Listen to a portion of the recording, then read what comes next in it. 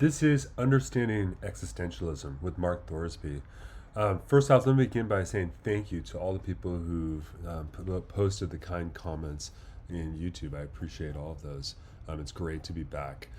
Today we're going to be talking about Søren Kierkegaard's philosophy of existence. So let's begin with the basic introduction. I'm not going to spend too much time going over the biography of Søren Kierkegaard, but I will give you some tidbits. First off, Søren Kierkegaard lived from 1813 to 1855. He lived a very relatively short life, but he was a very prolific writer. And by the way, today all the quotations I'm using come from the Norton Anthology of Western Philosophy after Kant, the Interpretive Tradition. And we'll talk a little bit more about what we're going to be looking at from his text. But if you want to follow along, that's the book we're using, or you can just get a copy of Søren Kierkegaard's Fear and Trembling, as well as his book Sickness unto Death. So a quick note about his biography.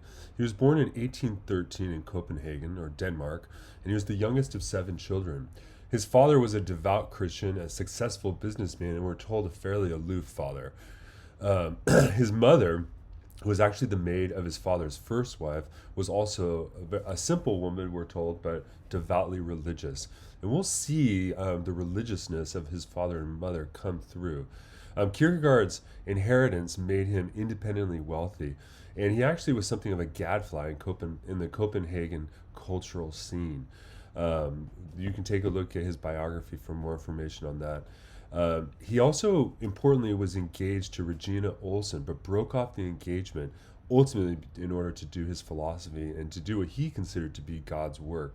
Interestingly enough, later on, he would go and try to meet Regina, only to discover that she had already married. And we're going to be talking about love today, so you can think of his discussion of Regina, or his memory of Regina, in the background to some extent. Kierkegaard attended the University of Copenhagen, and while there, he studied Hegel's philosophy. In fact, much of his philosophy, which focuses on the individual, is something of a reaction to Hegel's philosophy of history. In 1840, Kierkegaard completed his theological examinations, and the next year he defended his dissertation. Between the years 1843 and 1851, this is when he wrote most of his philosophy, which was actually self-published. And we'll talk more about that in a minute, given that many of the works he wrote were actually published as pseudonyms. Unfortunately and tragically, he died young in 1855. Kierkegaard's impact was significant, though it took many years after his death for him to be fully appreciated within philosophy.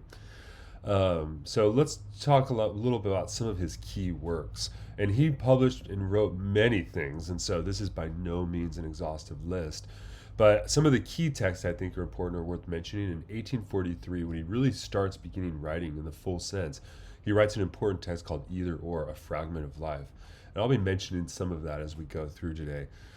In that same year, he wrote Fear and Trembling, which is what we'll be discussing, and that's a dialectical lyric, and he published it under the name Johann de Silencio. He also published a book called Repetition, which is fairly important.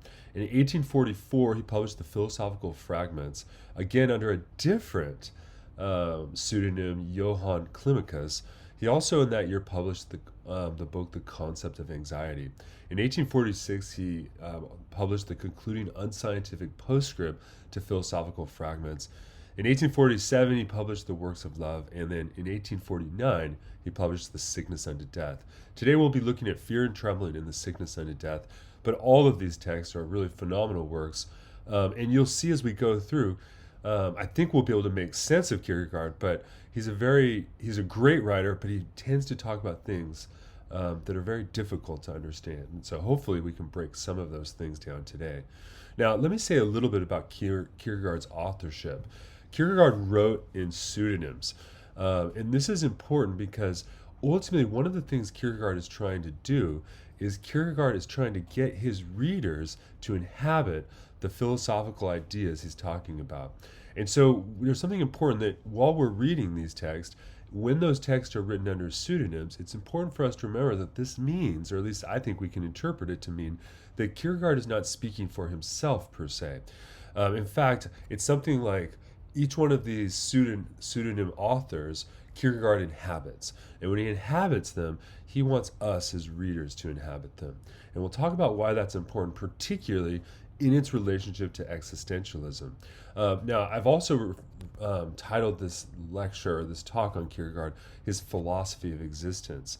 I'll do the same when we speak about Nietzsche, and we'll see that there's actually a very strong similarity between Kierkegaard and Nietzsche, except with a major difference. Mainly, Kierkegaard is a Christian, and he's writing because he's ultimately deeply concerned with trying to live a truly authentic Christian life. Now, what are some of the central ideas that I would like to sort of mention before we begin our sort of full-fledged talk here? The first here is that we should understand Kierkegaard's philosophy as something of a reaction to Hegel's philosophy of history. We know that Kierkegaard studied Hegel, and in fact, he'll even reference Hegel in the beginning of our selection on Fear and Trembling. Hegel had a philosophy of history in which the individual played really a minor role in the longer arc of history. Hegel believed that, or argued that, the human species was a species being. And ultimately, to understand humanity, we have to understand the human role within history and its development over time. It meant that, without going into Hegel's philosophy in depth, this meant that the individual was a fairly minor point in Hegel's philosophy. In fact, at one point, Hegel refers, and this is the introduction to the philosophy of history, Hegel refers to the idea that individuals are frequently sacrificed on the slaughter bench of history. We're going to see in many ways Kierkegaard is reacting to this and trying to find a place for the individual. The other thing that's important is the context of the Danish society in which Kierkegaard is living. And we can refer to this as a Christendom. And this is because when Kierkegaard was alive, Christianity was the official religion of Denmark. And that meant that for Kierkegaard, he lived in a society where everyone was a Christian. But you can ask yourself this, when in a place where everyone is a Christian, what does it mean to be a Christian exactly? And so there's a search for genuine religiousness in Kierkegaard. And as we go through here, we're going to follow Kierkegaard's writings, and we're going to follow it down the rabbit hole, as it were. But at the end of our talk today, I'm going to try to articulate and extrapolate some of the lessons that come out of Kierkegaard's search for genuine religiousness and the framework he sets up, and try to show how that really initiates some of the major themes in existentialism that we discussed in our first video from Sartre's Existentialism is a Humanism. Now, at the core of Kierkegaard's work is going to be this notion of the absurdity of faith, and ultimately what he discusses is the absolute paradox. Now, in our text today, we're not going to discuss the absolute paradox, though we'll talk a lot about absurdity and paradox. The absolute paradox for Kierkegaard is discussed in his book Philosophical Fragments. And the absolute paradox ultimately is the paradox at the core of the Christian faith, where one of the major tenets of the Christian faith is that Jesus Christ is God. And that means that a human being who's a finite being, who lives and breathes on the earth, is also considered equally God and infinite. That is, the infinite is finite. And that's an absolute paradox that Kierkegaard stresses cannot be thought, but is essential for understanding the movements into differing forms of existence. And this will become clear as we discuss our talk today. The final thing here is Kierkegaard also distinguishes truth. We have a notion of objective truth. You can think in a scientific sense, but for Kierkegaard, he will discuss truth as subjectivity. And what that means is passion and inwardness. So the put it this way, whereas for Hegel, the whole all of human history is his field and domain of insight, for Kierkegaard, he withdraws into the individual in trying to understand what it means to be an individual, both in terms of our passionness and in terms of our inwardness. We'll also see here that, or at least let's put it this way, the classic way of understanding Kierkegaard is to say that Kierkegaard will articulate 3 stages of existence. Now, as a quick reminder, existentialism is the notion, at least we gain from Sartre, that existence precedes essence. And what that means, at least in brief, is that how we exist determines our essence. It determines the meaning of what our lives are. And Kierkegaard's going to write that there's three major stages of existence that people can go through. Most people, Kierkegaard think, stay in the first, which is aesthetic existence. And this is discussed, related in his book, The Diary of the Seducer, which comes out as a part of his book, Either Or. Now, the Diary of the Seducer is the notion, is a story. And this is one thing you'll see with the existentialist philosophers, is frequently they're going to rely upon narrative in order to articulate their philosophy. And Kierkegaard does so in this way. The Diary of the Seducer is about a man who is a seducer. And he's constantly on the prowl, as it were, looking for women to seduce. And that means that he treats other women as simply aesthetic objects. And Kierkegaard wants this to be an example of a person who's living an aesthetic existence. Now, Kierkegaard's going to talk about aesthetic existence in our passages today. But this fully comes out in the Diary of the Seducer. And it's important when you think of the Diary of the Seducer that it's a diary by a seducer, so it's also a pseudonymous work. And what that means is that while we're reading this, Kierkegaard wants us to, as it were, stand in the shoes or sit in the chair of the seducer and understand their existence from their perspective. And so each one of these stages of existence occupies different works in Kierkegaard's corpus. The second stage of existence is referred to as the ethical existence, and that's going to play a large role in the discussion today in Fear and Trembling, of the teleological suspension of the ethical. In Either Or, there's a character of the judge who is actually a person who who wrote the book, and it's been found. And I won't go through this. There's, as it were, layers of pseudonymous authorship. But the judge plays the role of ethical existence in Either Or. And we're going to see today how Kierkegaard thinks that the ethical form of existence is one in which people live or exist in such a way where they are serving or acting out a universal imperative of sorts. And here I'll talk a little bit when we get there about Kant's universal categorical imperative. Even though Kierkegaard doesn't discuss it in these passages, it plays a large role, I think, in terms of understanding the notion of ethics and his notion of the universal. And then finally, he'll talk about the third stage of existence, which is religious existence. And here, Abraham is our central character. And this is what we're going to talk about today, is really the movement between ethical existence and religious existence. And at each one of these stages is a contradiction or a paradox that ultimately propels people into the next stage of existence. Now, so you can ask yourself, what kind of stage of existence do you live in? And here, you shouldn't consider what you believe, right? Perhaps you are a religious believer, but you should actually ask, how do you actually exist? Do you exist for pleasure? Do you exist in order to look good? Is that the focus of how you're actually acting and living in your life? If so, you're living an ethical existence. Or are you willing to sacrifice parts of your own personal life in order to serve a greater, higher good? This would be an ethical existence. Or finally, perhaps you're living a life of faith, and this would be a religious existence. We're going to see today, Kierkegaard is going to really break down his conception of faith for us. So those are some of the central ideas that I want you to keep in the back of your mind as we're walking through Kierkegaard's philosophy today.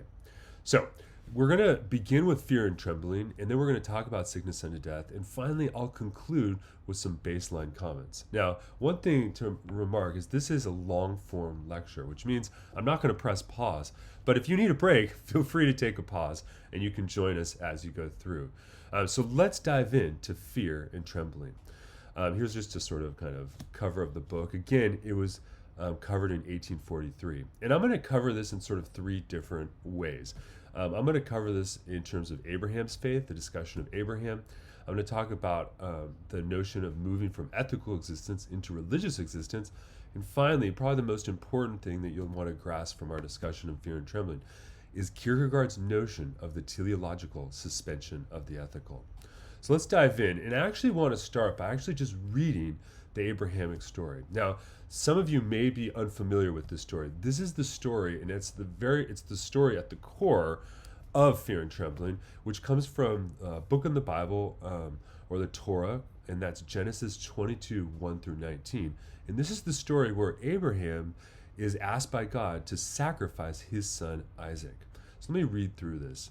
And this is directly from the Bible here. So this is not fear and trembling, but this is what he's talking about. So sometime afterwards, God put Abraham to the test and said to him, Abraham, here I am. He replied. Then God said, take your son Isaac, your only one whom you love, and go to the land of Moriah. There offer him up as a burnt offering on one of the heights that I will point out to you. Early the next morning, Abraham saddled his donkey, took with him 2 of his servants and his son Isaac, and after cutting the wood for the burnt offering, set out for the place of which God had told him. On the 3rd day, Abraham caught sight of the place from a distance. Abraham said to his servants, stay here with the donkey while the boy and I go on over there. We will worship and then come back to you. So Abraham took the wood for the burnt offering and laid it on his son Isaac, while he himself carried the fire and the knife, as the 2 walked on together. Isaac spoke to his father Abraham. Father, he said. Here I am, he replied. Isaac continued, here are the fire and the wood, but where is the sheep for the burnt offering? My son, Abraham answered, God will provide the sheep for the burnt offering. Then the 2 walked on together. When they came to the place of which God had told him, Abraham built an altar there and arranged the wood on it. Next he bound his son Isaac and put him on top of the wood on the altar. Then Abraham reached out and took out his knife to slaughter his son. But the angel of the Lord called to him from heaven, Abraham, Abraham. Here I am, he answered. Do not lay your hand on the boy, said the angel. Do not do the least thing to him, for now I know that you fear God, since you did not withhold from me your son, your only one. Abraham looked up and saw a single ram caught by its horns in the thicket. So Abraham went and took the ram and offered it up as a burnt offering in place of his son. Abraham named the place Yahweh Yireh. I hope I'm pronouncing that right. Hence people say today, on the mountain the Lord will provide. A second time the angel of the Lord called to Abraham from heaven, there's a little mistake there, and said, I swear by my very self, oracle of the Lord, that because you acted as you did, and not withholding me from your son, your only one, I will bless you and make your descendants as countless as the stars of the sky and the sands of the seashore. Your descendants will take possession of the gates of their enemies. And in your descendants all the names of the earth will find blessing, because you obeyed my command. Abraham then returned to his servants, and they set out together for Beersheba, where Abraham lived. So this is the story of Abraham, and you'll notice there's these little e's and things like that. This is because I've copied this directly from a scholarly text. So these are just citations and references, so you can ignore those little letters. But this is the story of Abraham and Isaac. And you can see here the story is a bit disturbing. God, and just to give you some background, this is Abraham's second son, but his only son that he's actually the father of. And in a previous passage in the Bible, God was told that this son was God's covenant with Abraham, and that with this son, Abraham's descendants would be a multitude of his descendants. So notice here that in this story, God seems to be revoking that and asking Abraham to murder his own son in the act of a religious sacrifice. Abraham is prepared to do so until God stops him. Now, this is a very, very famous story in the Bible, and Kierkegaard thinks that none of us probably really take this very seriously. So let's move now to Fear and Trembling in Praise of Abraham. And we're going to be moving through again according to the text that I'm using. So we're not going to be looking through every passage in Fear and Trembling, just the ones which are essential, I think. So the first thing here is this notion that Kierkegaard will mention regarding eternal consciousness or the void. Let me read to you. If there was no eternal consciousness in man, if at bottom of everything there was only a wildly seething power which, convulsed by dark passions, brought forth everything, both the great and the small, if beneath everything there lurked a bottomless void never to be filled, what else were life but despair? If it were thus, and if there were no sacred bonds which knit mankind together, if one generation followed upon another like leaves in the forest, if one generation succeeded like the songs of the bird in the wood, if each generation passed through the world like a ship through the sea, or like a wind through the desert, a vain and fruitless thing, If eternal oblivion, like a hungry animal, lay in wait for her prey, and there was no power strong enough to snatch it from her, how hollow and without consolation life would be. So Kierkegaard begins his discussion of Abraham by recognizing, or let's say, put it this way, by setting up this issue, which is namely, if there really is no eternality in human beings, if there is nothing eternal about us, and really we're just fleeting vapors in the wind, as it were, we just live for a little bit and die, it seems like there is no meaning to life. And so we're going to see later on in our next video, when we look at Friedrich Nietzsche, we're going to see how Nietzsche chooses the void, but Kierkegaard chooses to chase, as it were, eternal consciousness. So this becomes a very important thing. And if you recall back to our discussion in Existentialism is a Humanism, there we got the idea that Sartre said that for the atheist existentialist, there is no God. And if there is no God, then ultimately we have to figure out this problem of meaning. And in many ways, Kierkegaard, of course, does believe in God. He's a Christian and a theologian here. But ultimately, he's setting up this same dilemma. But we'll see that if there is a God, it's also not so simple a matter. So eternal consciousness is what's at stake. And we'll see today that this is kind of going to play a major role also in his discussion on sickness unto death. Kierkegaard also distinguishes, we'll see, the difference between the poet and the hero. Now, the pseudonymous author who's writing this, A. Kierkegaard, says that he himself is only a poet, and he could never, and he loves heroes, but this kind of hero that Abraham's going to play, the religious hero, is something that he can never do. Now, let's think about the poet. The poet rejoices and admires the hero. The hero is, as it were, the poet's better self, and it's a life to rejoice and admire. Now, by contrast, though, the poet is the hero's better self, because the hero needs the poet in order for their memory to be maintained over time. And you think of here the classic hero, the classic tragic hero, the goal, right, is ultimately to do great works so that you can be remembered. So the classic goal of the hero is remembrance in the face of death. Now, in Kierkegaard writes on page 401, no, not one shall be forgotten who was great in the world, but each was great in his own way according to the greatness of the thing he loved. And that's an important point. The greatness of a person is given by the greatness of the thing they love. Now think again about, we talked about the stages of existence. So in the aesthetic stage of existence, the greatness of your life is given by the objects of aesthetic enjoyment. In the ethical existence, the greatness of your existence is given by the universal imperative you're trying to follow. And in the religious form of existence, the greatness of the thing that you love is given by God. So you can see this is going to become an important sort of theme. Now, the object of love seems to define the life that's lived. Now, we already mentioned these three stages of existence, but Kierkegaard even seems to foreshadow them here when he mentions the idea that for he who loved himself became great through himself. And then he also writes, and he who loved others became great through his devotion. And finally, but he who loved God became greater than any of these. Now, this is just a sort of passage I've pulled out in order to show you the degree or the way in which these three forms of existence are sort of laden within the text. So as you're reading it, I want you to be thinking about those. Though you'll see at the end here, I'm going to challenge the notion that there's only three stages of existence. But we'll get to that later.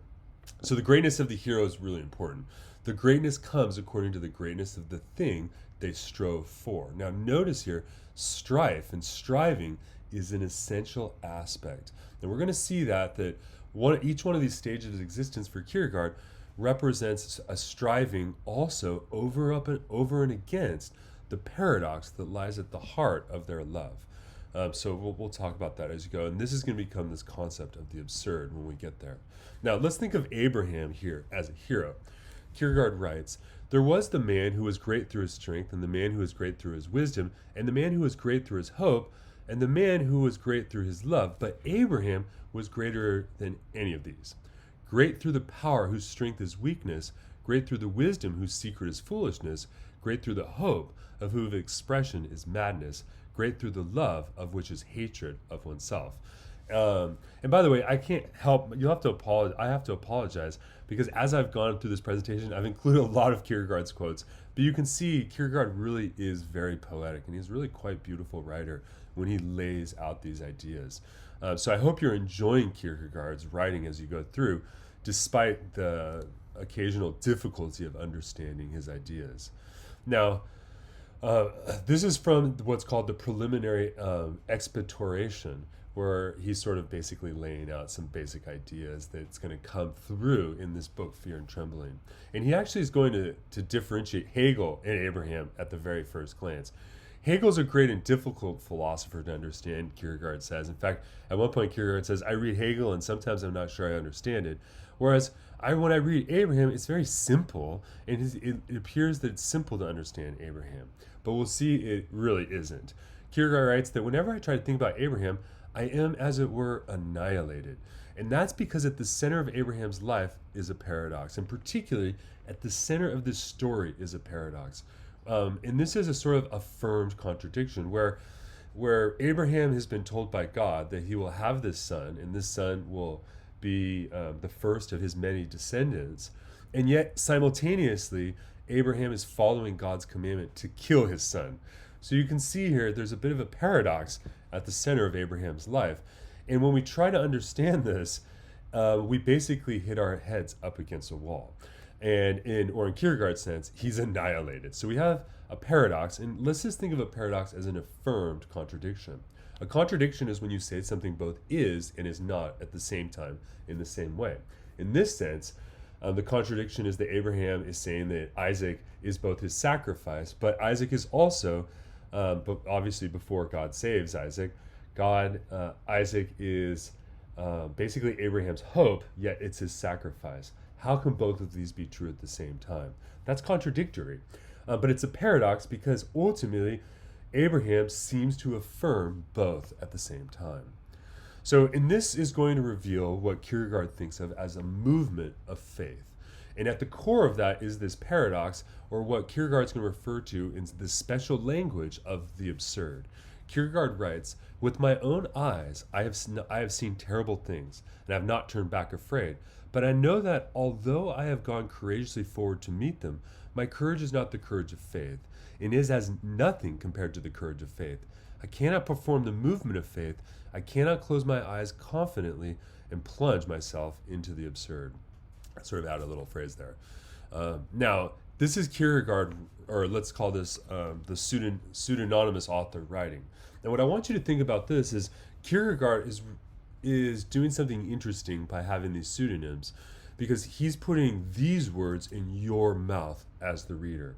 So Kierkegaard wants us as readers to understand the paradox and the absurdity that's at the center of faith. In fact, Kierkegaard will emphasize the degree to which Christians in his own day, think about the fact that he's living in Christendom, don't really take this faith seriously. That is, just saying you believe X tenets of your religious faith doesn't actually give you faith. That is, faith is about how we exist, how we live our lives. It's not simply about the ideas and the concepts that we repeat. So Kierkegaard sort of emphasizing here as the writer that he can't perform this movement of faith, and that because it amounts to a plunging yourself into an absurdity, into a madness, into an insanity.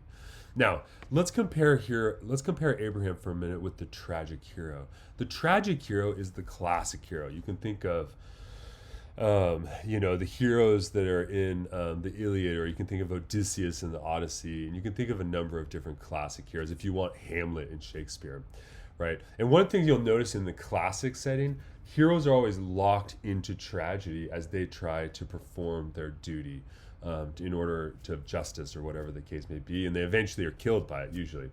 Now, Kierkegaard says that he is a tragic hero, and faced with the same call as Abraham, Kierkegaard says, quote, "I'm almost certain that I would have been there with everything ready." He's imagining if he was told by God to go kill his own son or sacrifice his son. And he says, "And at the proper time, I might have even arrived too early in order to get it over sooner. But I know, too, all the other things I would have done. The moment I got into the saddle, I would have told myself, now everything is lost. God demands Isaac. I shall sacrifice him and with him all my joy. And yet God is love, and so he will always remain, for in the temporal world, God and I cannot speak together. We have no language in common.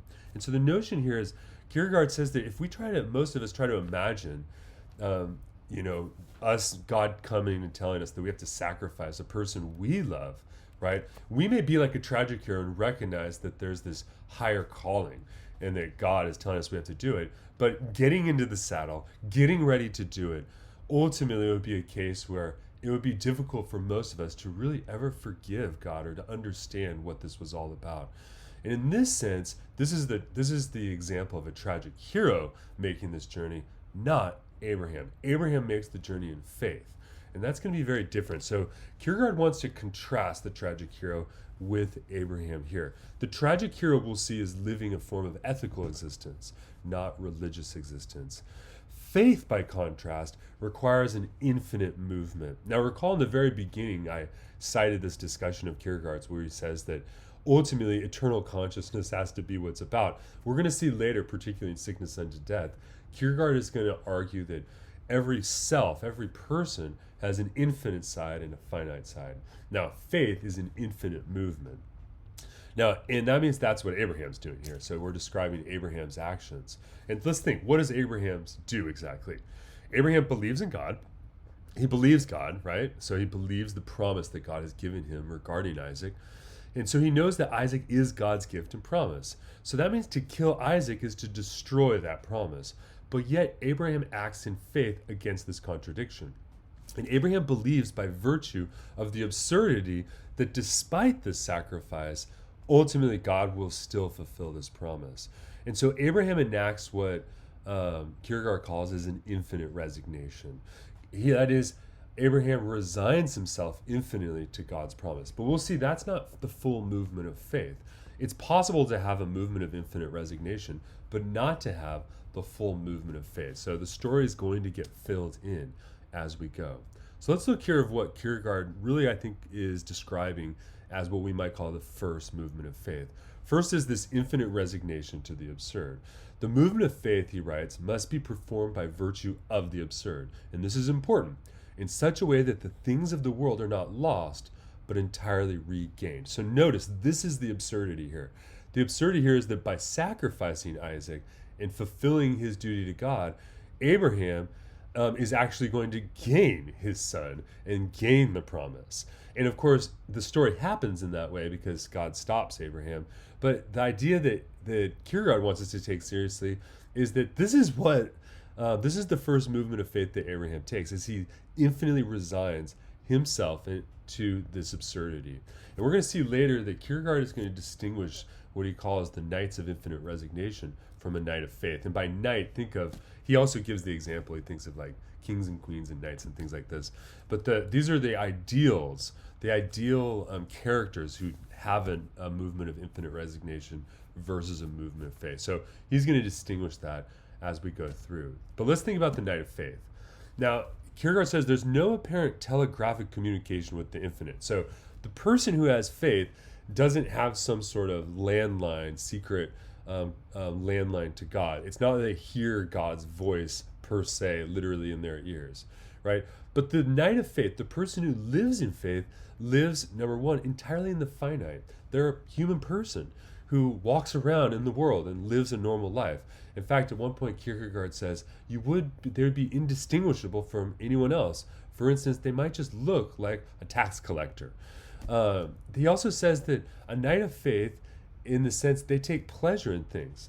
So it's not that the night of faith is completely austere and is an aesthete, right? The night of faith does have pleasure and lives their life and enjoys their life, and they do their job thoroughly. So they're also not a hermit. A night of faith for Kierkegaard is someone who's living their day-to-day life. He writes, if you met him or her, you would think he's a shopkeeper, having a good time, his delight being of that kind, for he's not a poet. So he's enjoying his life. So the night of faith looks like an ordinary person. And this can become important because we're going to see that for Kierkegaard, every person within his notion of the soul or the self there's a finite part and an infinite part. And ultimately, it's the struggle between the two. But what faith is, the Knight of Faith is able to fully embody both of these. And so that means that Kierkegaard doesn't think that the ideal image of a person of faith is a person who lives a life that's radically different, let's say, in terms of its drapery than other people, right? It's not a person who denies everything. That's a sort of aesthetic existence. The Knight of Faith is fully lives in the infinite while they're also on the world. So they're not denying themselves per se, their humanity. But let's compare the Knight of Infinite Resignation. Kierkegaard writes, most men's lives are lost among the joys and sorrows of the world. They sit out and take no part in the dance. The Knights of Infinite Resignation are dancers and have elevation. They make the upward movement and fall down again. And this pastime has much to commend itself and is not unpleasing to the eye. But every time they fall down, they cannot immediately take up their positions. They falter for a moment, and their faltering shows that they are strangers in the world. So it looks like for Kierkegaard, the first movement of faith is a movement of infinite resignation, where one resigns themselves, but ultimately the Knight of Infinite Resignation can never fully get to the final movement of faith. And so there's a difference here. They're not like a person who lives an aesthetic existence who doesn't take part in the dance of the world. Instead, they're trying, but they fail. So that's a sort of important thing. They're strangers in the world. Whereas the Knight of Faith is not I guess they're in the world but not of it, but they're not a stranger per se. Now the Knight of Infinite Resignation has the strength to concentrate the whole content of life and the significance of their reality into a single desire, Kierkegaard says. And they have the strength to be able to concentrate all the solutions of their thought into a single act of consciousness. So think of the tragic hero as a knight of infinite resignation.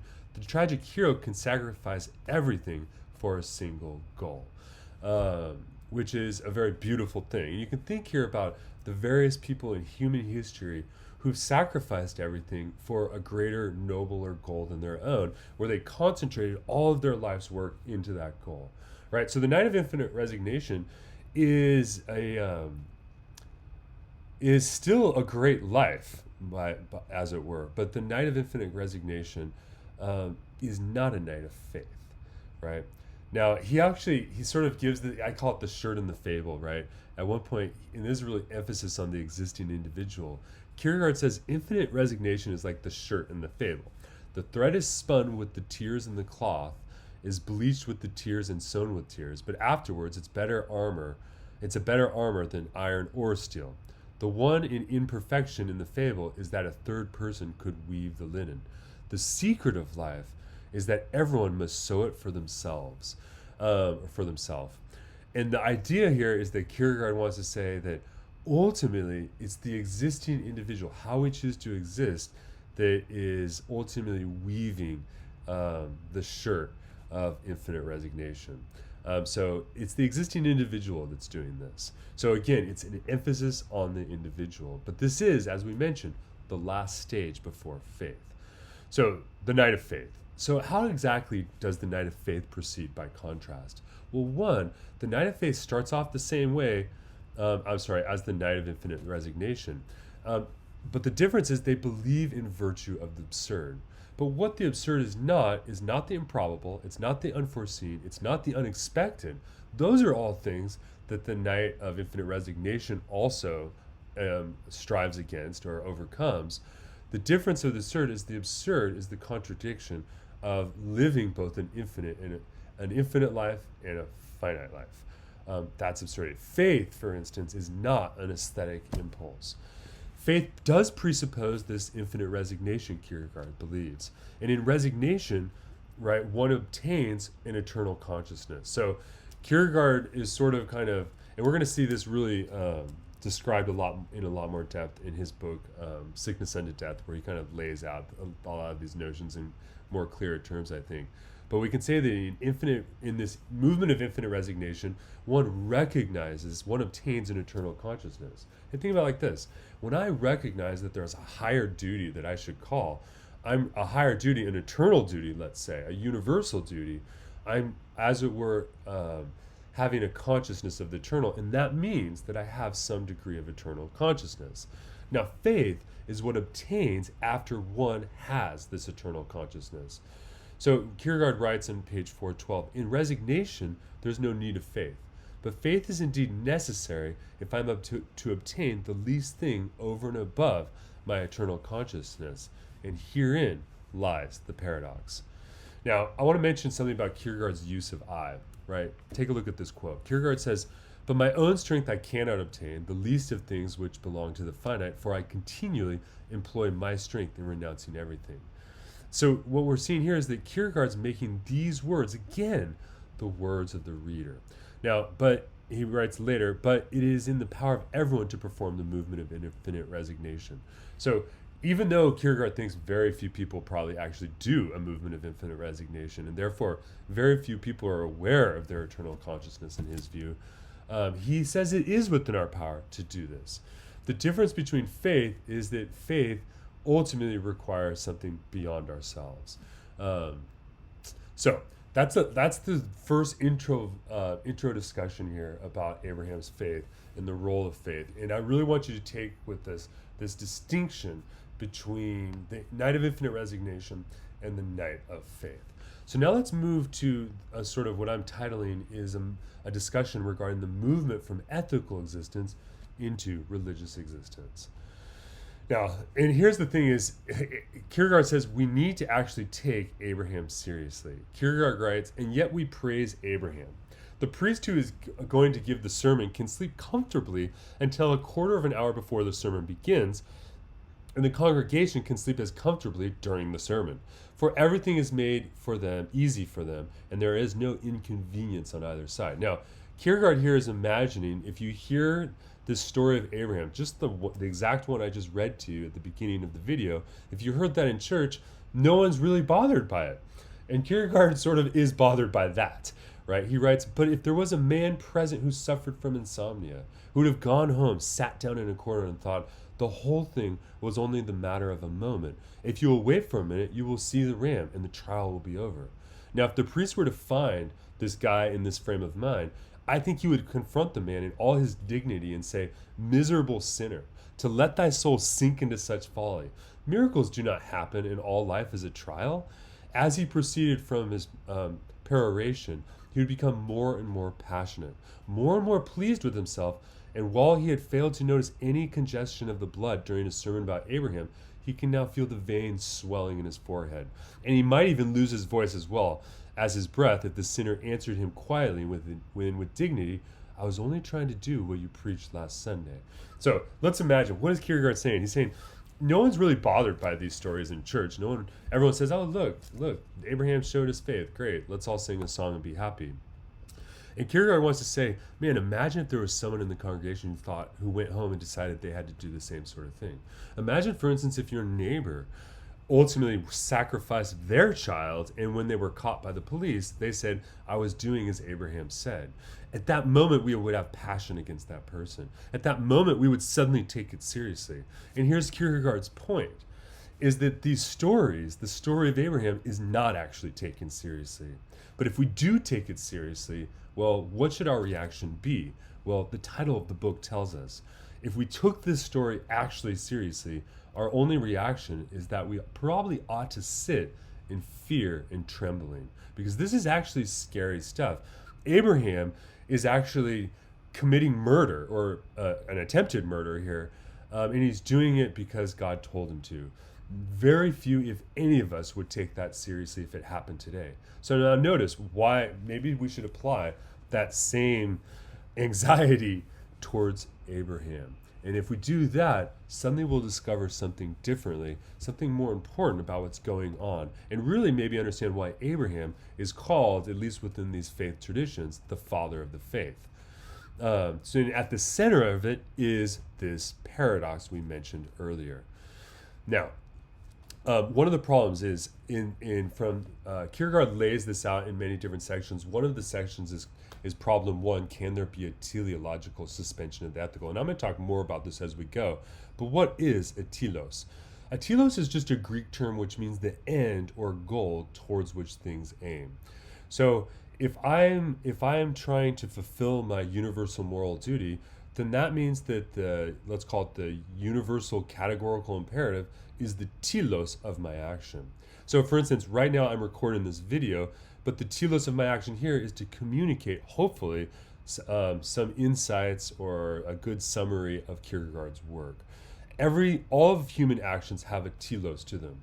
Now, the goal of ethics is the goal of fulfilling your universal moral duty. So ethics has a universal telos. And we can compare Kant's ethics to this. If you're not familiar with Kant, you can take a look at one of my other videos in which I've discussed Kant's ethics. But Kant argued that we can use our reason to articulate what our universal moral duties are. Those universal moral duties cannot be, Kant says, contradictory. And if they're non-contradictory, then we can accept them as moral duties. So for instance, lying is an example. Kant says that we have a universal moral duty to the universal moral law, and that includes the imperative of never lying, because lying ultimately creates social contradictions. So every ethics has a universal telos, let's say, or at least the kind of ethics that I think Kierkegaard is talking about here. Later on, and this is a course in existentialism, we'll talk about existentialist ethics, which are really the ethics of the individual. So we're not talking about that here. We're talking about more the kind of ethics that Kant has in mind, or the kind of ethics that Hegel has in mind when Hegel talks about the idea of social political institutions as a movement towards the emergence of Geist or spirit in the world. So this is kind of, remember, you got to keep in mind the context of when Kierkegaard was writing. Kierkegaard writes, quote, "The individual is the individual who has his telos in the universal, and his ethical task is to express himself continually in the universal, so to strip himself of his individuality in order to become the universal." And you can think here about, maybe a good example here would be the firefighters in 9/11, who are something of tragic heroes, who they sacrificed themselves towards a universal imperative, the universal imperative of helping people in need, which also has a universal telos, right? They sacrificed their individuality. This is the notion. So when he asks, can there be a teleological suspension of the ethical, he's asking, is Abraham really being unethical in the sense is he violating the telos of ethics, or is it really just a suspension of the telos? So we're going to talk about that as we go. Now, what's faith? We've already mentioned faith has to do something with this paradox. In fact, Kierkegaard writes, "For faith is this paradox, and the individual is superior to the universal, but in such a way, however, that the movement repeats itself, and therefore in such a way that the individual, after he has once been in the universal, then as individual isolates himself as superior to the universal. Faith is the movement by which the individual stands beyond the universal." So let me just give you an example here. Alexander Nehamas is a contemporary philosopher, great philosopher, who has a book on friendship. And there's a problem regarding Kant's philosophy and friendship that he points out that I think is worth mentioning here, which is namely, Kant argues we have a universal moral duty to treat all people equally and impartially. But the problem is friendship is precisely being in a relationship with another person where you have a partiality towards that person. So there's a question here is, when I am a friend of a person, what's happening exactly? How can I be an ethical friend when I'm treating my friends better than I treat, strangers? And so there's a problem here that Nehamas points out when we think about ethics in this universal sense, which is namely the universality of ethics doesn't quite fit this notion of our individuality. Now, for Kierkegaard, he's not thinking about friendship per se, but he's thinking about faith as a movement by which the individual can stand beyond the universal, as it were. And think here that in the Knight of Faith can be this person who's a good friend. Let's move now to a more full-throated discussion of the individual. We've said here that here's the individual. Well, let's put it, there's a universal. This is the teleological demand of the ethical, and the universal stands above the individual. So these two sort of kind of diagrams here, the universal and the individual, this would represent basically the knight of infinite resignation, or the person who's living an ethical existence. The difference is that the person of faith both recognizes that they're subordinate to the universal, and yet they also, as it were, live in such a way and recognize that their individuality is above and superior to the universal. Notice that how could this be true in both ways? This, of course, is the paradox. Kierkegaard, we can break this down. Number one, the individual as individual is superior to the universal when they're in faith. And number two, the person of faith is they once were an individual who was subordinate to the universal. So that three, the individual as individual stands in an absolute relationship to the absolute. And we have to be careful here. There's times when Kierkegaard says these things like the individual stands in an absolute relation to the absolute, and it can be difficult to understand what that means. But the absolute here, it refers to ultimately, I think, the absolute universality of things. And so there's an absolute relationship to the absolute itself. So at least that's how I'm going to understand it. And I'll be honest, there are times when I'm reading Kierkegaard, I find it quite beautiful and insightful, but there are times when I also find it difficult to penetrate and understand. So as you're reading this, you may recognize things that I don't, and I encourage you to do so. There's a lot in this text that hopefully we can continue to mind. So let's think about Abraham, right? So God's giving Abraham a commandment, right? And let's say the basic ethical command is that Abraham is morally required not to murder people.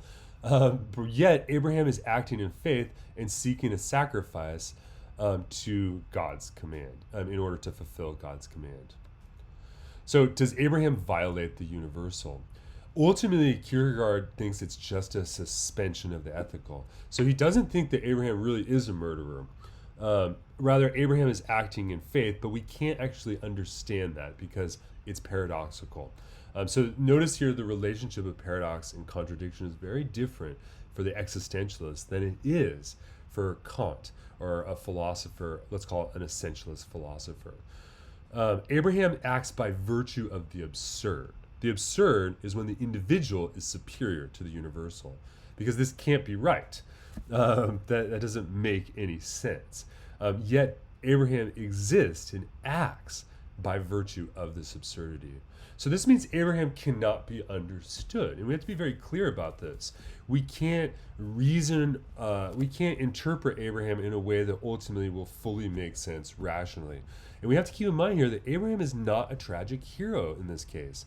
This is not a tragedy per se. And what does this mean? It means that the actions that he takes may not be entirely rational. That is, let's say Abraham is not guided simply by reasoning. There is a division between the nature of existence and its meaning. So how we exist and how we understand that existence are two different things. In classical, let's call it essentialist philosophy, non-existentialist philosophy, it's usually the other way around, where the meaning is uncovered and that helps us understand existence. But the reverse is here. We're looking to how Abraham exists, and this is what uncovers the meaning. So the actions may not be rational, but the actions really organize reason. The absurd seems to have these two implications, where existence is primary to thought and cannot be thought, as it were. And number two, ethical universals or concepts, let's call them meaning formations, that's my term, not Kierkegaard's, but the act of the individual who's acting in faith is superior to these universals or these meaning formations. So again, in terms of existentialism, we're seeing this same repetition of what Sartre discussed, the idea that existence precedes essence. So you can see why, Sartre even mentioned Kierkegaard here, because this Kierkegaard is laying it out. But I want us to see that Kierkegaard is doing it through the lens of Christian theology, with living in his Christendom. Now, let's compare those who act ethically. So you have an ethical principle, for instance. The ethical principle is to love your child more than yourself, right? And obviously, for instance, that means not murdering your child. But he says, let's imagine a king who has to sacrifice his daughter to save the kingdom. Obviously, the king doesn't want to sacrifice his daughter or the princess, but does so out of a universal duty to save the kingdom. So, in this sense, the king is a tragic hero who's acting ethically. Quote, the king remains within the domain of morality. He gives to an expression of ethics, a telos, and in a still higher expression of ethics. So obviously we would feel bad for the king, but we would recognize the king's sacrifice. So how does Abraham stand, though, in relationship to this universal, which is different? Because the king, if we go back, the king who's acting ethically as a tragic hero is acting beneath the universal, which is namely, he's acting to save his kingdom, which is an ethical thing to do. Now, Abraham, though, by contrast, acts to obey God. God wants proof of his faith.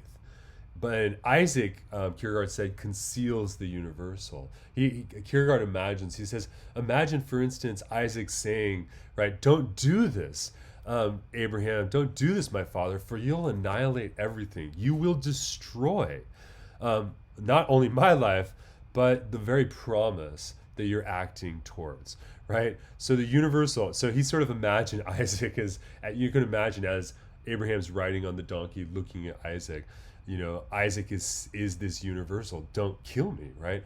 Ethics for Abraham becomes a temptation. Now, normally we think of temptations in the context of the ethical existence. So for instance, the king who has to sacrifice the princess in order to save the kingdom, he is tempted to violate the universal, and save his daughter and let the kingdom go to war or something like that, right? So most of the time when we think about a temptation, we're thinking about temptations which pervert our ability to act ethically, to act according to the universal. For instance, maybe I'm tempted to lie because I don't want to hurt someone's feelings, or I want to, make more money or something like that. That's a temptation that's an unethical temptation. But in the case of Abraham, the temptation is ethics itself. So the teleology of the universal is no longer present for Abraham because ethics has now become his temptation. And here's where it's really important. Kierkegaard says, Abraham terrifies me. He says, no one can shed tears over Abraham. You approach him with a horror religiosus. And what that means is that there's a religious horror that's taking place here, because it is Abraham stands above the universal duty, and he's willing to do things that we can never accept, or we would never accept on an ethical domain. And it's something like of a religious horror. Right? Kierkegaard writes, the story of Abraham then involves a teleological suspension of ethics.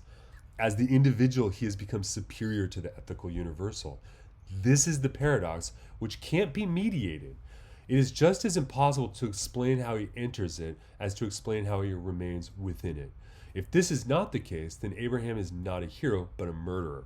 It's senseless to desire to continue to call him the father of the faith and to speak of him to men who have no other concern except their concern for words.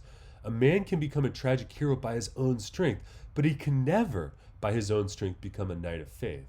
When a man enters what is, in a sense, the difficult path of the tragic hero, there are many who could give him counsel. But when he enters the narrow path of faith, there is no one who can give him counsel, no one who can understand him. Faith is a miracle, yet no one is excluded from it. For the passion is common to all men, and faith is a passion. Remember we talked about earlier the notion that for Kierkegaard, truth, subjectively understood, is passion. So faith is a passion for the person who has faith, but it can't be understood. I also want to emphasize this discussion here where he says this is a paradox which cannot be mediated. This is also a way in which Kierkegaard is distinguishing himself from the Hegelian logic of history. Hegel articulates in the Science of Logic that we have basically a process whereby consciousness moves forward or evolves, right? And it's a process where you have a synthesis, and then you have a negation. You have a thesis, right? A worldview of some sort, and that worldview is then countered with the antithesis, and then ultimately the antithesis is mediated by historical conflict and war into some sort of synthesis. So for Hegel's science of logic, the process of consciousness evolves through a process of mediation. And Kierkegaard thinks there is, as it were, a different form of consciousness for the night of faith than aesthetic existence or the night of infinite resignation and so forth. There is a difference in consciousness, but this is not one which takes place through a mediation. It can't be understood. Kierkegaard wants to emphasize the degree to which the paradox is a central ingredient to understanding. And ultimately, for us as living beings existing in the world, Kierkegaard wants us to understand the paradox that lies at the heart of our own existence. But that's a matter for each individual to take on for themselves. So, that's a little bit about the teleological suspension of the ethical and fear and trembling. And what we can see is that what Kierkegaard's really doing here is he's describing the way in which you can see two different forms of existence. And in particular, he wants to defend the person of faith or the knight of faith in the sense that there being a teleological suspension of the ethical. So he's not saying that Abraham is a murderer, but he's saying that understood from the ethical side of the house, we would have to say that. But when we understand there's a teleological suspension of the ethical, we can understand that we're dealing with a qualitatively different form of life. So let's move now to sickness unto death. And we're going to have a better understanding here of the concept of despair and the degree to which Kierkegaard understands the self in these movements of consciousness that I've been kind of describing here that come out in the forms of existence we take. Now, the despair is the central concept that he's going to unpack in this text. And I should mention that this is, in many ways, both Kierkegaard and Nietzsche as philosophers of existence are what I would call proto-psychologists. In many ways, they're uncovering the way in which our psychology, the psychology of the mind, organizes our understanding. And there's many concepts that psychologists today would probably pick out of this text. In fact, when we get to Nietzsche, we'll see a very similar discussion in psychology. And in fact, in the early part of the 20th century, the Society of Psychoanalysts actually convened together to discuss the degree to which it looks like Freud had really just stolen some of his ideas from Nietzsche. And of course, Freud himself is a very fervent reader of Nietzsche. So existentialist literature, in many ways, provided the first sort of groundwork for what would eventually become the science of psychology today. So there's a lot of psychological concepts that come out in this text. So let's kind of walk into the text, or at least our excerpt of the text. But let's begin by thinking about the section title, the notion of sickness unto death. Well, despair, Kierkegaard says, is the sickness unto death. So when you ask, what is a sickness unto death? He's talking about despair. Now, despair is a sickness in the spirit, in the self. And he's going to argue that despair has a triple form, right? There's the despair of not being conscious of having a self. There's the despair of not willing to be yourself. And there's also the despair at willing to be yourself. So there's three major forms of despair. My apologies on these little spelling errors. It's funny, I always go through and check, and I always miss them. So my apologies on that. But there's three forms of despair. And we're going to see here that Kierkegaard's going to argue that all of us are in despair, even though we may not know it. So despair is an important condition that he thinks that all of us are actually undergoing. And the worst kind of despair, Kierkegaard says, is actually the despair of which you're not aware. So if you're living just a really aesthetic existence and you're just enjoying life and you're going, you're probably a student watching this potentially, and maybe on the weekends you're going out to the bars, having fun, going partying, all of that kind of thing, playing music. All of those are enjoyable things. And remember, even Kierkegaard said the Knight of Faith can do all of those things. But if you're living purely in aesthetic existence and you don't feel any sense of despair at all, Kierkegaard actually thinks you're probably in the worst form of despair. We'll get to that here in a minute. But let's begin here with what is a man. And I'm using the term man because that's the term that Kierkegaard uses. But here we could really degenderize the term and say, woman or human being. But I'm going to stick with Kierkegaard's words because I want to remain faithful to what he wrote. He writes on page 452, man is spirit. But what is spirit? Spirit is the self. And what is the self? The self is a relation which relates itself to its own self. Or it is that in the relation which accounts for it, that the relation relates itself to its own self. The self is not the relation, but consists in the fact that the relation relates itself to its own self. Man is a synthesis of the infinite and the finite, of the temporal and the eternal, of freedom and necessity. In short, a synthesis. A synthesis is a relation between two factors, but so regarded, man is not yet a self. Now, by the way, that is a very difficult passage to unpack, and I remember when I first took Kierkegaard in college, our final exam was this passage, and all we were told to do was make sense of this passage. So in an act of remembering that past, I'm going to hope today that by the end of today's talk on Fear and Trembling, you'll be able to make sense of this. But let's walk through a little bit here. Notice here that he says man is spirit, but what is spirit? Spirit is the self, but what is the self? And let's just pause for a moment and think about ourselves. All of us, and this is something that existentialists will always emphasize, are on a journey in which our self is constantly changing, and yet we're trying to figure out who we are. It's worth bearing in mind that none of us can actually see ourselves in a physical sense, right? So I'm sitting here looking at the world, and if you were here, I could see you, but I can never, as it were, my eyes can never, as it were, see my own eyes.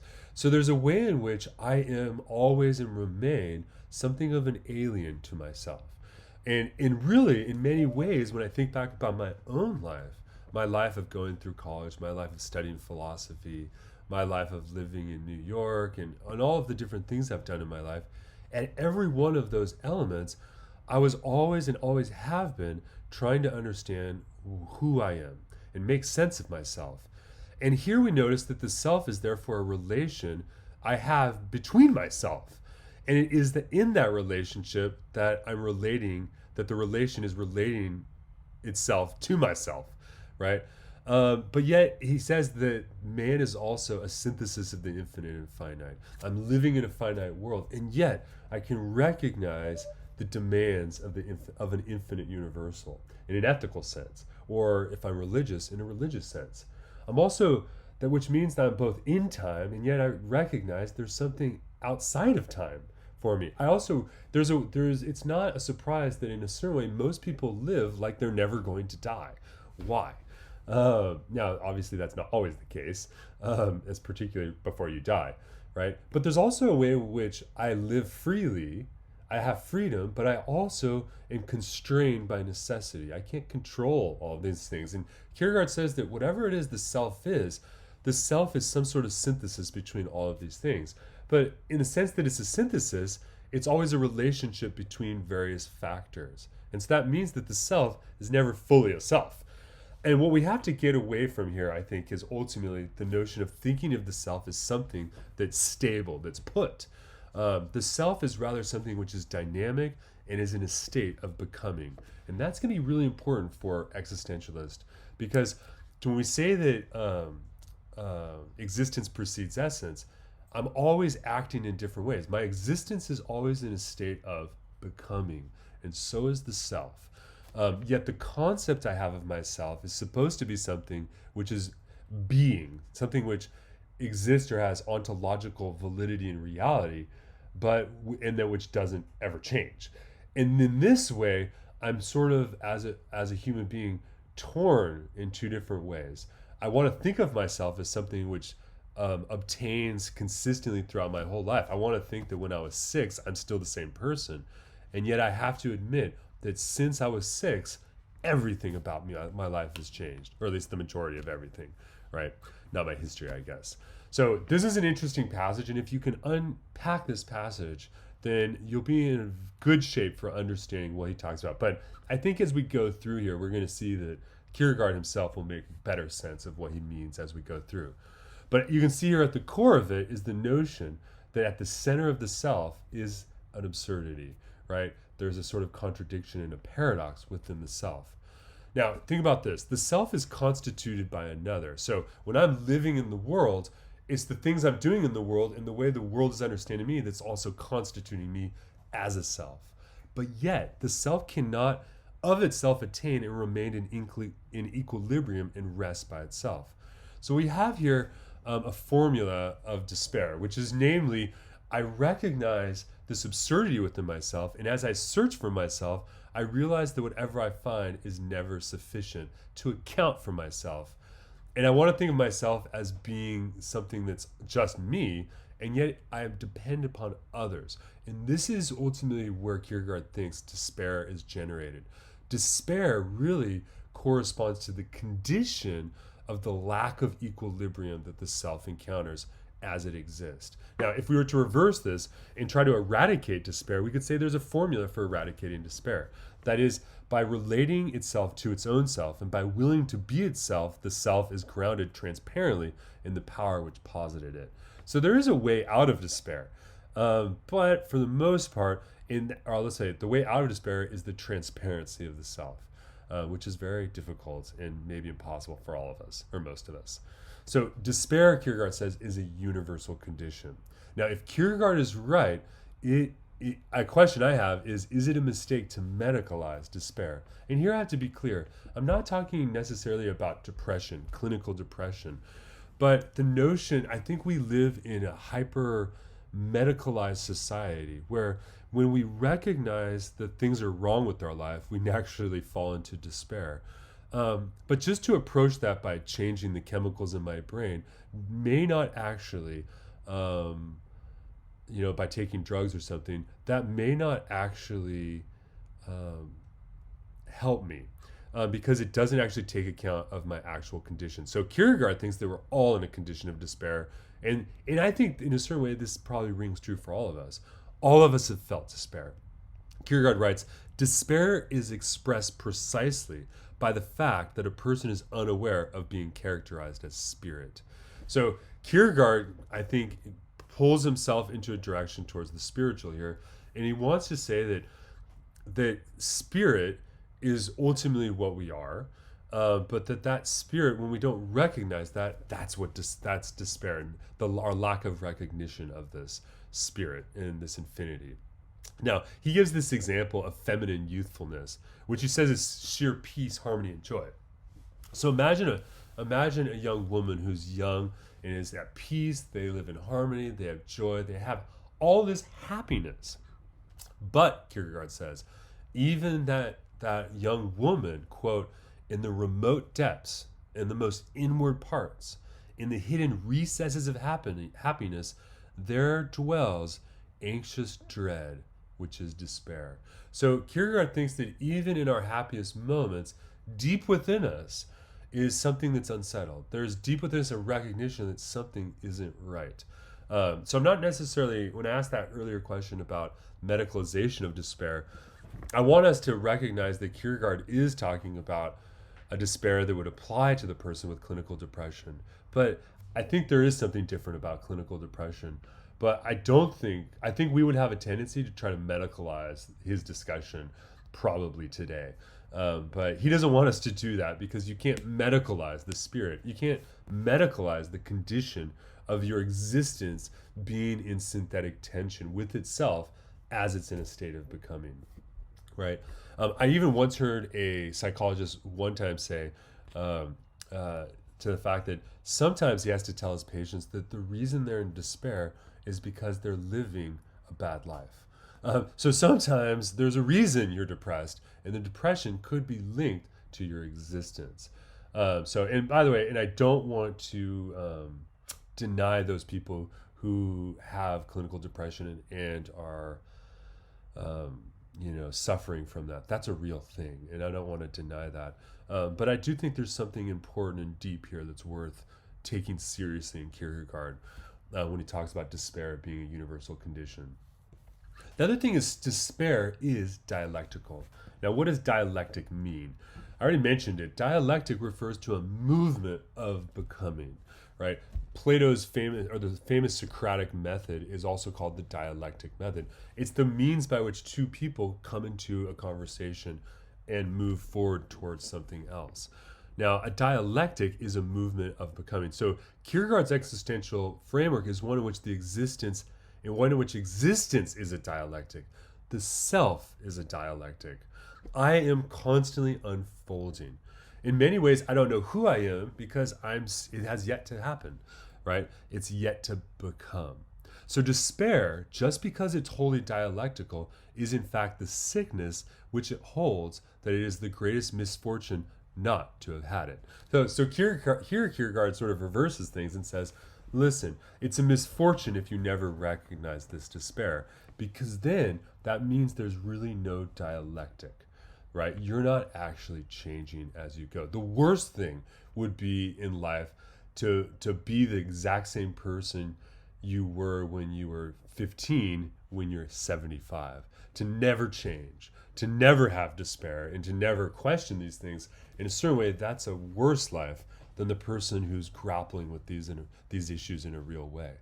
Now, how do you recognize despair? Despair is generated the more we become conscious, Kierkegaard says, of ourselves as spirits. Now, notice here that the body, Kierkegaard's, of course, theological view is that that we are both body and spirit, right? That's part of the relation that our self is dialectically trying to come to grips with and synthesize, right? But notice here that that when we recognize, when we become conscious of ourselves as spirit, as not being this body, then we have to ask ourselves, well, what are we, right? And notice here that I'm looking at my hands, but as I've gotten older, I've noticed my hands are starting to look a little older. My face is getting, I have a little grayer hair, I have less hair, right? I'm slowly realizing that the body that I'm inhabiting is diminishing. It's going away. And yet, I conceive of myself as still being me. And so that means that I'm realizing that this thing that I am is somehow this, but not this. So when I begin to recognize this, let's call it a duality, this is where despair can be recognized. And despair is universal because we're all in this condition. Kierkegaard says there's two types of individuals: those who recognize they're in despair and those who don't yet know they're in despair. So what are the forms of despair? The forms of despair mirror the synthesis of the self. And so Kierkegaard will say that the self is a relation between the finite and the infinite. It's also a relationship, he says, between the body and the soul, or the body and the spirit, and a number of other kind of dualistic frameworks. So that means that the self is a relation where I'm constantly kind of going back and forth between these. And this relationship is what gives me freedom. That is, the fact that I'm constantly relating back and forth dialectically between these possibilities is what freedom is. So freedom, though, Kierkegaard says, is a dialectical element between possibility and necessity. So if you want the finite, we could put the necessity here, and we could have possibility on this side. And that means that a self, the individual, is a constant relating back and forth between these factors, between what's possible and what's necessary, between the grounded world, this world, and the infinite. And so there's this very interesting thing. So you can see here there's a proto-psychological element here where Kierkegaard is isolating the feeling and the state of despair that we feel as being itself conditioned upon the ontology of the self, the way in which we as beings are structured. So that's why it's a universal condition. Now, and by the way, I should mention this here, freedom is a central point of anxiety for us, right? Part of the problem I have is when I recognize my freedom, I recognize that I am the one responsible to act. This is something that Sartre really talked a little bit about in our last reading. And this freedom is a source of anxiety too. And you can see that anxiety is coming out of this relationship, which ultimately is where despair exists. So consciousness, since we're talking about recognizing despair, consciousness is decisive for despair. Consciousness means being aware of oneself and the world around you, right? Despair must be viewed under this category of consciousness, Kierkegaard says. consciousness determines the qualitative difference of despair. So let's call it the woman who's youthful and living in happiness. They have the same structure of the self that I have, yet this woman may not be aware of it. And that's because the qualitative difference between the despair she feels and that I feel is a difference between our consciousness, our awareness of things. So consciousness is the decisive character of the self, right? And we'll see later that consciousness plays a really big role in existentialism, particularly when we get to a discussion of Husserl and Heidegger, right? Now, the will is also a decisive element of the self. And we're going to see that's very important, particularly when we look at Friedrich Nietzsche's existentialism in our next video. So when we talk about the soul, when we talk about the self, the goal of the self is to become concrete. That is, the goal of the self in this oscillating relation it has with itself is ultimately to concretize, right? To become, as it were, being, right? Kierkegaard writes here, a self, every instant it exists, is in the process of becoming. For the self as dynamic being does not actually exist. It is only that which it is to become. Insofar as the self does not become itself, it is not its own self. But not to be one's own self is despair, right? When I recognize that this body is not really me, yet it is me, right? This is despair. This is, or at least this is a moment where I can recognize despair. And that despair comes in juxtaposition to my goal, which is to be concrete, to be the person that I am. Now, the despairing unconscious. Kierkegaard writes, then, unfortunately, this is the sorry and ludicrous condition of the majority of men, that in their own house they prefer to live in the cellar, in the determinants of sensuousness. Kierkegaard thinks that for many of us, despair, we're unconscious of our despair. Yet, even in this unconsciousness, we are despairing, as it were. And he thinks that most of us choose an aesthetic form of existence in order to really to run away from this problem of despair. He writes further, though it were the whole of existence, however intensely it enjoys life aesthetically, every such existence is after all despair. So that means that if I just live my life to feel good, I may feel pleasure, but that will not alleviate the fundamental despair that I have. So the aesthetic form of existence we talked about earlier, it is in a state of despair, even though it may not recognize it. Now, I think the ethical form of existence is probably a form of existence in which the despair is recognized. Think of the notion of the tragic hero. The hero recognizes the tragedy of their life. The Knight of Infinite Resignation also recognizes this despair.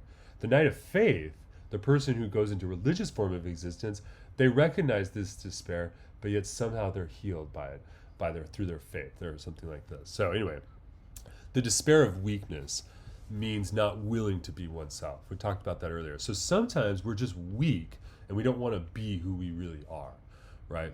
Sometimes we want to pretend to be other people. For instance, when I used to live in New York, one of the things that we would talk about is the idea that in New York, you can always remain anonymous. You can go walk around the streets. I mean, people will recognize you if you're walking in your own neighborhood. But if you're walking in someone else's neighborhood, no one knows who you are. You don't have to be yourself. And so the despair of weakness is to not even want to be yourself, to want to be someone else.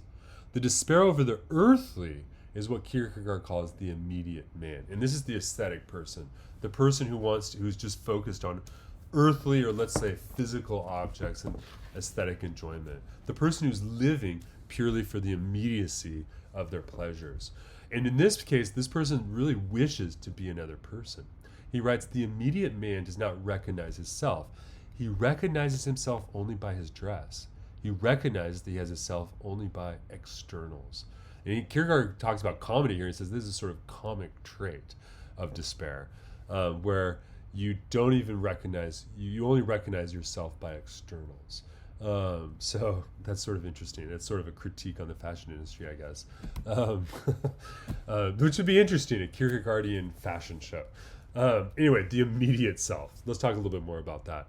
Kierkegaard writes, the self becomes aware of itself as something essentially different from the environment, from externalities and their effect upon it. So when I'm living my daily life, I become passively aware of myself through all of the external involvement I have, like the way in which people come and talk to me, the emails I receive, and so on and so forth. All of those external things have an effect on me, which passively gives me a sense of self. This is not Kierkegaard's term. It's rather my own, or it's the term used by Husserl. We could say the self is given, there's a misspelling there, as the residue of external involvement. So even the immediate self, there's a residue of the self that's given through this external involvement, which means this recognition of the self reveals an imperfection of the self, thus despair.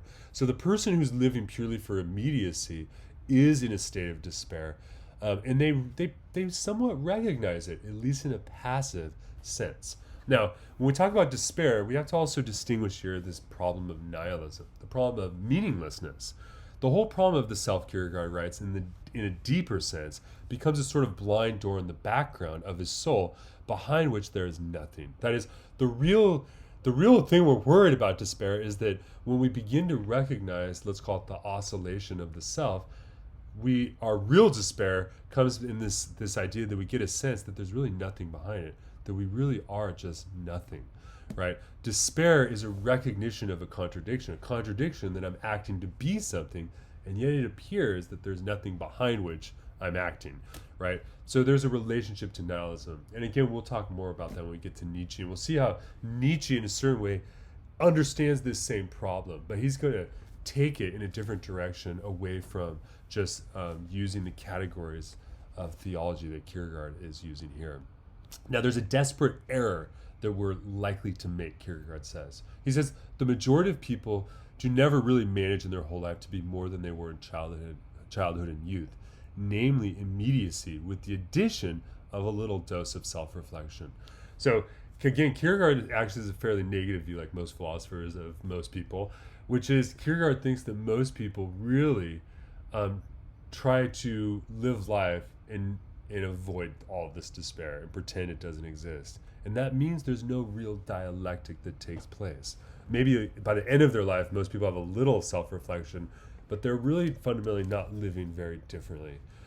So Kierkegaard, of course, is writing all this because he wants to help us propel ourselves into a more meaningful type of life. Now, there's also despair about the eternal. Despair about the earthly is really, Kierkegaard says, a despair about the eternal, right? It's where we transfer something earthly into the idea that everything's earthly, right? Think about that slight change. So if I'm living a purely immediate existence where I'm doing all my earthly things, right? What I'm doing is I've turned everything into the earthly, which means that I've, as it were, eternalized the earthly.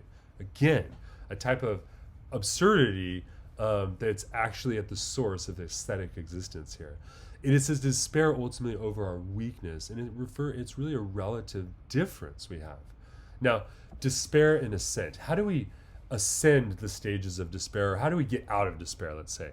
Despair is a necessary stage for the ascent of the self in existence.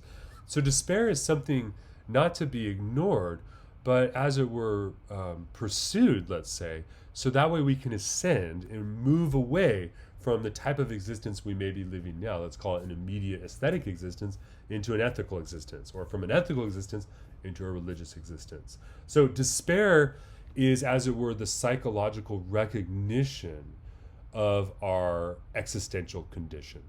And it's a recognition of the absurdity of that condition and the contradiction of that condition. So there's two types of despairing selves, he says. There's a passive self, a passive despairing self. He links this up with the philosophy of Stoicism. And I have videos on Stoicism you can take a look at, but Stoicism is the idea that I only worry about those things that are in my control. I can't control the world, and so I essentially passively wall myself off from the world and stick to myself. This is a sort of passive form, or passive despairing self. There's also an active form of despair, of the despairing self, and he links this up with Prometheus, right? So there's this notion here that the other possibility is when I recognize that my existence is rooted in a sort of absurdity, I can act forward and act out. and I can try to engage the world and forge myself. And we'll see later on when we get to Nietzsche, we'll talk about the difference between passive nihilism and active nihilism, which I think here is really the same difference, same distinction. Every self relates to itself both positively as well as negatively. And that's how we can understand this as well. The self is its own lord and master, so it's said, its own lord, and precisely this is despair, right? When you recognize that you're in charge and you're not happy, that's despair. But so also is what it regards as pleasure and enjoyment. So Kierkegaard is never letting the hedonists off.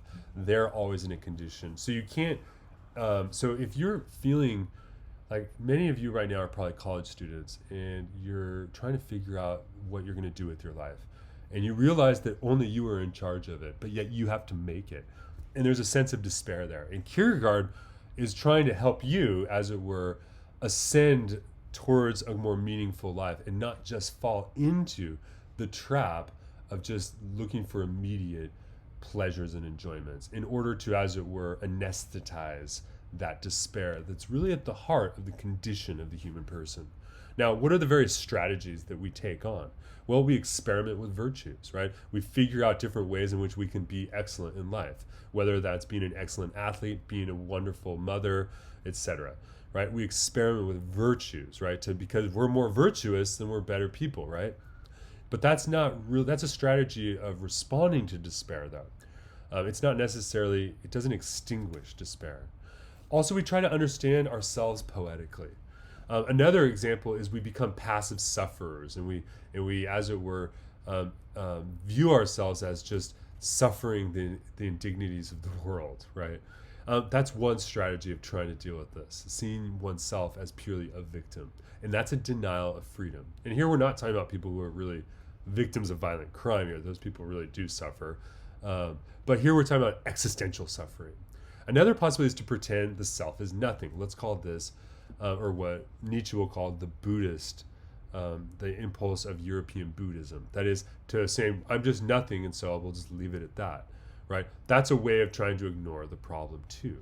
Another way is to direct the self in rage, in anger. And this is very interesting. Kierkegaard has a very interesting discussion of rage here, where he sees that some people use violence and rage and anger as a way of reacting or as a strategy of negotiating this difficult problem of despair.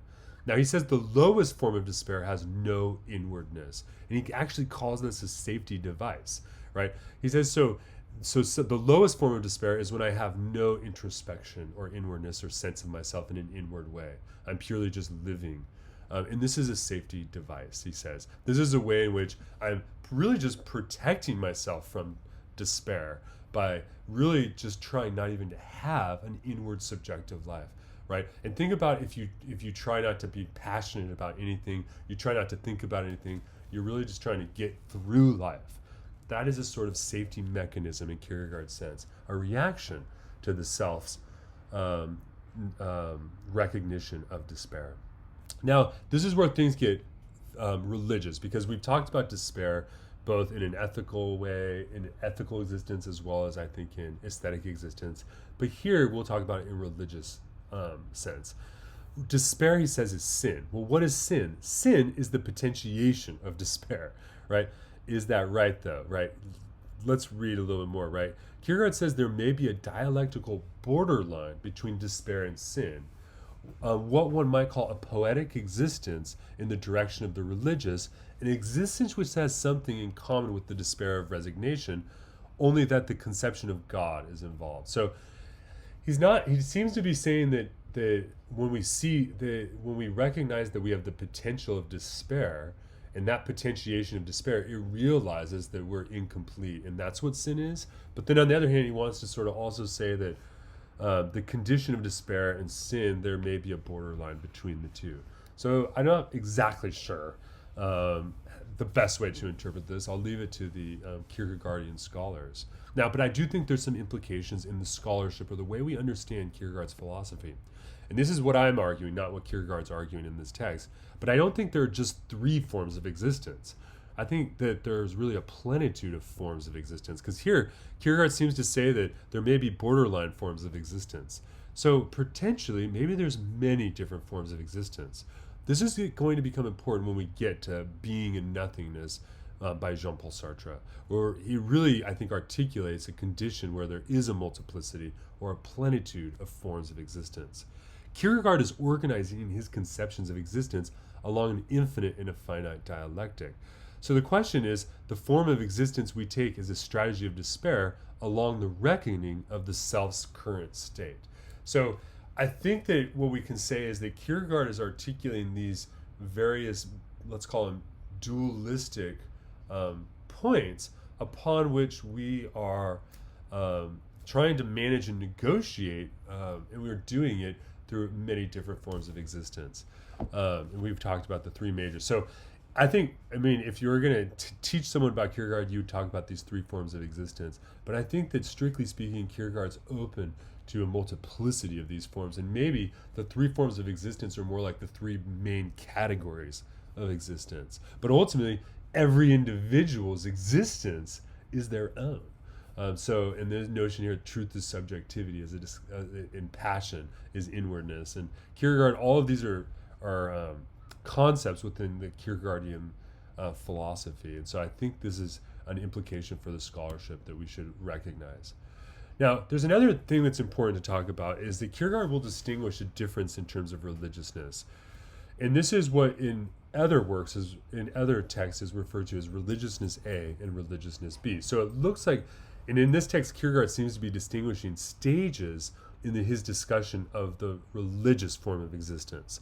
So in the first stage of religious existence, there's an ardent longing for religiousness. But it's only in the second stage of existence that one can properly find what we talked about earlier as the night of faith. So there's stages of existence for Kierkegaard's sense of religiousness as well. And I think that lends itself to the implication that there's a plenitude forms of existence. Now, he also talks about there being gradations of the self. We should consider the self, ourselves, as a gradient. And what is a gradient? Whenever you see a picture where it's black and then it slowly turns into white, that's what a gradient is. And if the self is something that's dialectically changing, we maybe can analogize the self as a gradient. We're unconscious of being an eternal self, yet do we have a knowledge of a self in which there is something eternal, right? So there's gradations, right? Kierkegaard writes, despair is potentiated in proportion to the consciousness of self, but the self is potentiated in the ratio of the measure proposed for the self and infinitely potentiated when God is the measure. And here's the key phrase, I put it in bold for us. The more conception of God, the more self. The more self, the more conception of God. So when we talk about the gradations of the self, and we talk about the notion that the self is this duality between infinite and finite and all of the rest of it, right? And we think about his sense of religiousness, basically what he's saying is the more we become aware of ourselves as having an eternal spirit, the closer to God we get, but also the more self we begin to recognize. And that sort of creates a virtuous cycle that leads in the direction of faith. First towards in what we might call religiousness A, and then towards religiousness B. Now here's some final thoughts on sin. And in my own view is we need to understand Kierkegaard is using the language of his day. So, and I love Kierkegaard's work. I personally grew up in a Christian household, and so all of this stuff speaks to me in a personal way. But I think that philosophically, I want you guys to understand Kierkegaard is laying out a framework of philosophy using the language of Christian theology. But this framework, we're going to see, is similar to also Nietzsche's framework, and we're going to slowly work our way towards a more robust conception of existentialism. But this philosophy of existence of Kierkegaard's really is laying the groundwork. Now, what does he say about sin? He says sin is algebraic, right? There's a formula to it. He says the opposite of sin isn't virtue. The opposite of sin is faith. And for the whole of Christianity, it is one of the most decisive definitions that the opposite of sin is not virtue but faith. So here's what he's saying. And here he's really, I think, laying his sights on Christendom and saying, listen, the opposite of sin is not doing good deeds. That's what virtue is. The opposite of sin is having faith. Because sin is ultimately, what do you say? It's the potentiation of despair. So I have this structure of the self ontologically, and that structure of the self, since it's unstable, is what despair comes from. And the very possibility of that is what sin is. How is all of that overcome? In religiousness B, for the person of faith, it's overcome through faith, right? Where where a person can both put their feet in the infinite and they can put their feet in the finite at the same time. That is, the negotiation between them becomes, well, as it were, not a negotiation. Now notice, all of this leads on an absurdity. Now, in one of Kierkegaard's other works, he talks about the notion that in order to make this movement of faith, it requires a leap of faith. And that leap is both predicated by and must overcome the absurdity of it. It's kind of like, I always think of, when I think of the leap of faith, I think of, if you watch, Indiana Jones in the Last Crusade, there's a spot where he has to step on a bridge, but the bridge looks invisible, right? The absurdity of walking on air, right? And this is the kind of thing, is when we recognize the absurdity of our own condition, this is ultimately what propels a leap. Now, for Kierkegaard's sense in Christianity, this leap ultimately requires God. So this is where it is truly a religious text. But I think there's something, when he has discussion of sin here, there's something of a criticism of Christianity, at least the Christianity that was practiced in his day, in which virtue is the opposite of sin. But he says, no, faith is the opposite of sin. Okay? So that concludes our discussion of sickness on death, or sickness unto death. So what are my final thoughts for you? Well, first off, I think that in Kierkegaard what we see is there's a felt sense of our existing condition. In other words, when I read this text, there's a sense in which how we're existing in the condition that we're all doing in terms of negotiating and trying to figure out who we are. There's a way in which Kierkegaard gives philosophical voice to that existing condition. I think, number two, that Kierkegaard is using the language of Christendom to describe a universal condition that later other existentialist philosophers will try to articulate in non-religious language. And I think, number three, that we see here that there are stages of existence. The self is dialectic. The self is in a process of becoming. And then finally, despair is a recognition of the instability of ourselves. In other words, our unstable self. And a recognition that our self is a relation that's taking place over time. And these are all, I think, really critical points that form a baseline for how we can understand existentialism. So this is Understanding Existentialism, and this is our discussion of Søren Kierkegaard's philosophy of existence. It's really a beautiful, but at times difficult philosophy, and I hope this video helped you out. Okay, guys, I'll see you guys online.